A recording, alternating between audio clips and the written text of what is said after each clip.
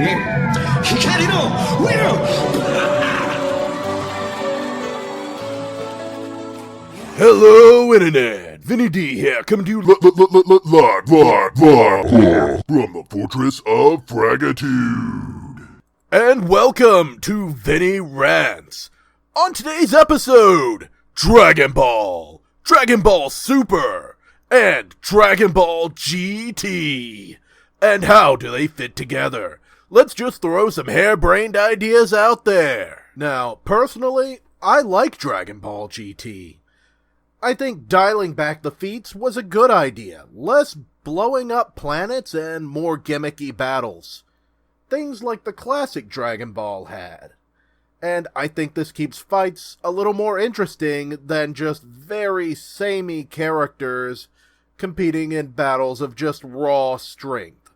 Also, I think GT introduced a real sense of consequence to the series. The whole thing is about consequence. Goku's past screw-ups coming to bite him in the ass, and the final saga being every wish they made literally becoming their worst enemy. So just for fun, I came up with two scenarios regarding GT and Dragon Ball Super in regards to continuity. Now, you purists out there, you're gonna yell non-canon all day long, but we're not talking about canon here. We're talking about GT in itself, and its story clearly written to follow Z. So regardless of what direction Dragon Ball Super takes, we're just talking about GT. Scenario 1. The simplest explanation is that GT and Super follow a split timeline. And what would cause this split? Why, Beerus himself, of course. In the Super timeline, of course, Beerus awakens, fights Goku, Goku attains the Super Saiyan God transformation, then trains with Whis and Beerus, starting off on another adventure, battles Frieza again, participates in tournaments, and also causes his own problem with Zamasu and Goku Black. Now, in the GT timeline, Beerus just stays asleep. Since he never comes to Earth, there's no Super Saiyan God. As a result, things remain relatively peaceful. Goku trains solo while time elapses toward the time skip at the end of Dragon Ball Z, waiting for Oob to come of age so that he can become a teacher. During this time, Frieza never resurrected. Perhaps because the Pilaf gang never helped him out to find the Dragon Balls. Thus, no Frieza resurrection, no Resurrection F movie or story arc, and furthermore, Goku never provokes Zamasu, who never starts the Zero Mortals plan or screws up and gets caught way before then.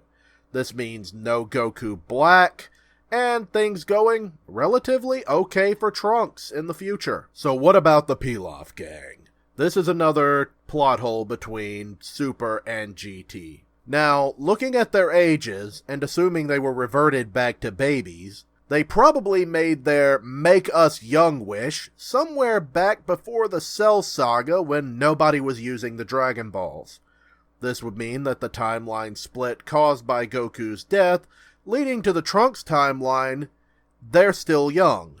Leading to Trunks, yes, once again, meeting Mai in the future, but no Zamasu, no Goku Black screwing up their timeline. So yeah, I support this ship. Future Trunks and future Mai together forever. Happy ending. Just let me have this. And of course, to set this right with the beginning of GT, they've had 10 years of nobody using Dragon Balls.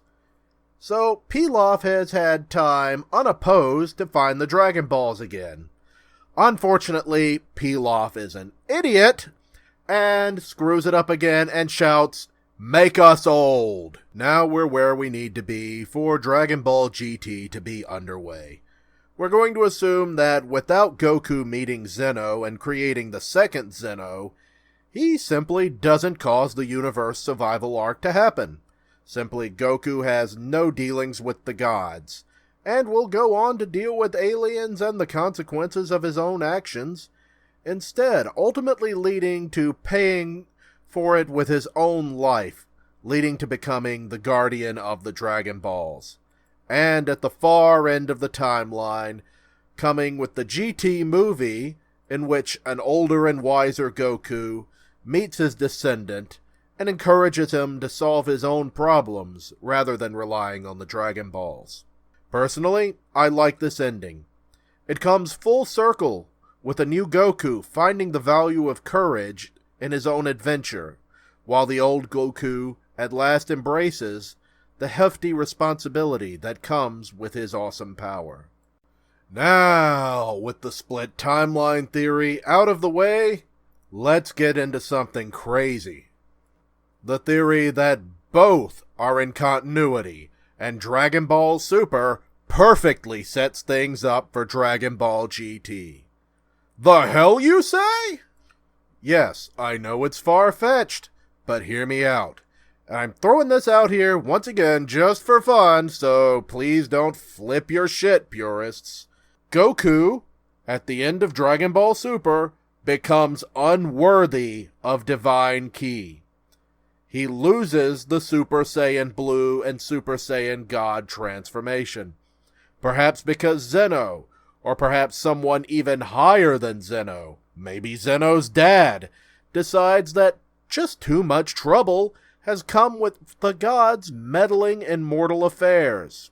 So at the end it's decreed that the mortals and the gods shall never meddle in one another's affairs except in dire circumstances. Beerus says his goodbyes and returns to sleep.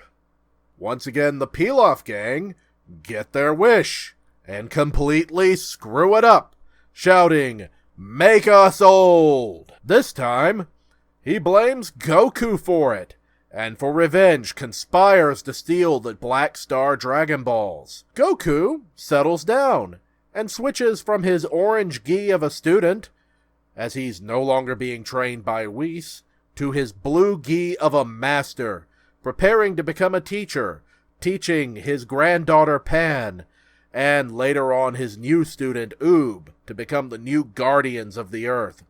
And shortly thereafter, his new adventure begins.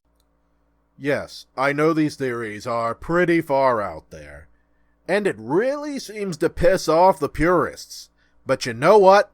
I really love pissing off purists. Anyway, there you have it.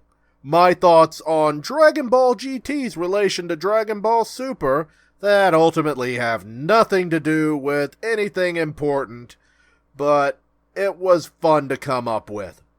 So until next time, this is Vinnie D, out, be good.